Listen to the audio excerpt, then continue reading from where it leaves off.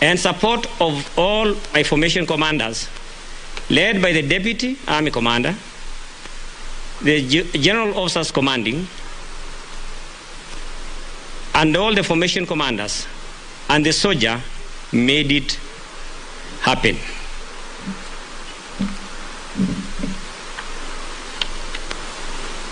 The Army stands firm not because of the Army Commander, but because of the resilience of the Army soldier. As I hand over the reins of power, this power can only be good if it is serving the purpose for which you have been given. I hand over to my friend, Genenal Njiru, at a time when the Army is deployed in 6 theaters. The Army is deployed in close operations. It is deployed in hotspots. It is deployed in internal security. It is deployed in Boni. It is deployed in Somalia. And I have troops in the Democratic Republic of Congo. And those troops and those in between are the ones that keep the Army Commander awake more hours than you would have expected. But I want to encourage the incoming Army Commander that the support you have from the men and women of the Army, both officers and service members, is one you can count on. And mine is to urge all in the Army to provide the best support possible to the incoming commander. Commanders are appointed to take the lead and work through other leaders. And therefore, from the private to the general, everybody has a role to play. And you can only succeed through humility and working with them.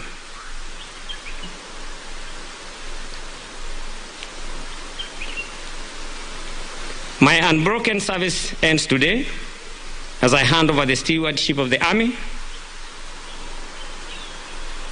But my comfort is that the experience that Genenal Njiru has in diverse fields makes him capable to take charge in the current dynamic and complex defense and security environment.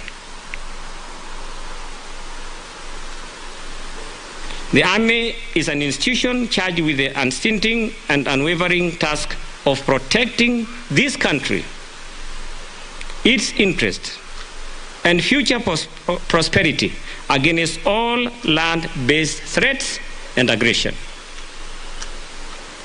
And that is why the motto says, Kenya Army, ngao ya taifa. Kenya Army is the shield of this nation. And to be able to protect the lives of Kenyans and their property, you need a cohesive, united army. The Kenya Defense Forces prides in jointness. And therefore, as for you, Genenal Njiru, as you lead the Army, the joint aspect of working with the Air Force, with the Kenya Air Force and the Kenya Navy, creates more strength for the Army.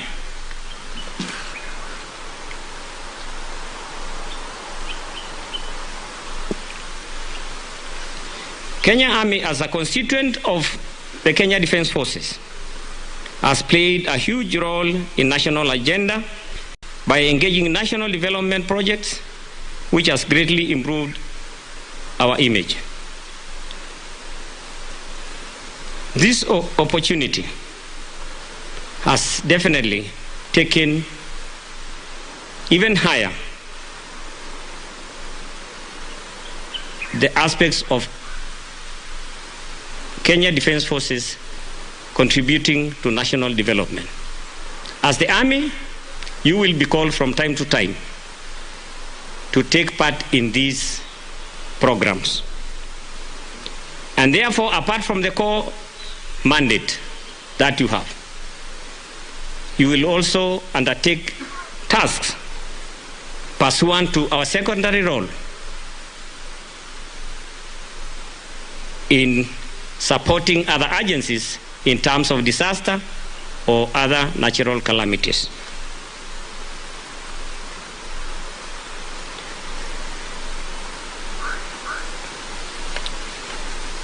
I must also single out the support of the Kenya Army by Defense Headquarters through the initiatives of the Chief of Defense Forces in many programs that have helped improve the lives and the welfare of the Kenya Army. I may not be able to name them all today, but suffice it to say, the Kenya Army today boasts of some of the most modern facilities, to include hospitals, the regional hospitals, housing, and equipment for the Army. And that as you take the reins of leading the Army, I have no doubt that that support is even going to be improved. There are programs that are completed, there are those that you will continue with. But it is important to remind that equipping the Army at all times so that they become the insurance that Kenyans want is a very important aspect to pursue.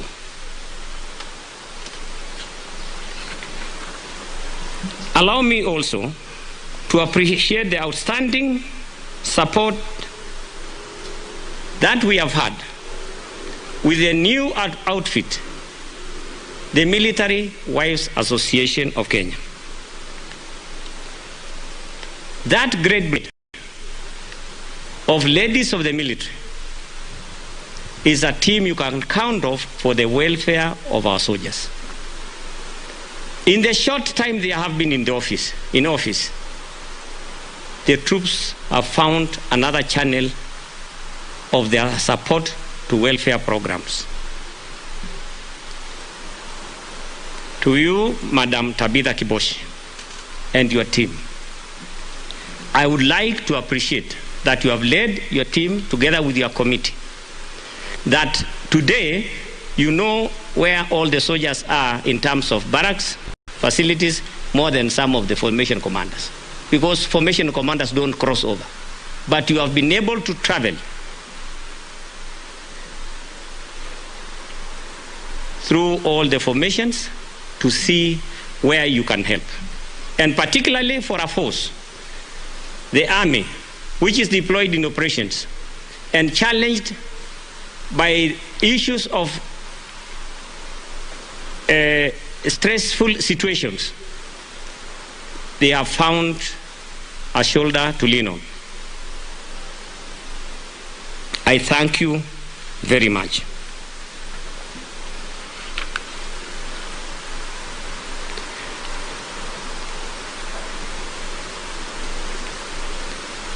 To our families who have supported us through our tenure, I joined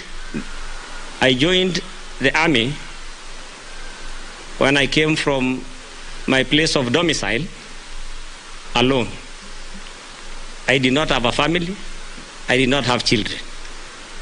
But now as I retire, I am happy that KDF did not only give me work, did not only give me wisdom, did not give me friends, but gave me a family. And I want to introduce my wife, Susan. Susan is my wife, and na watoto wasimame.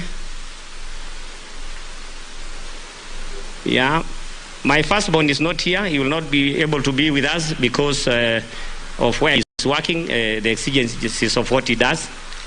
And therefore, the firstborn is not here.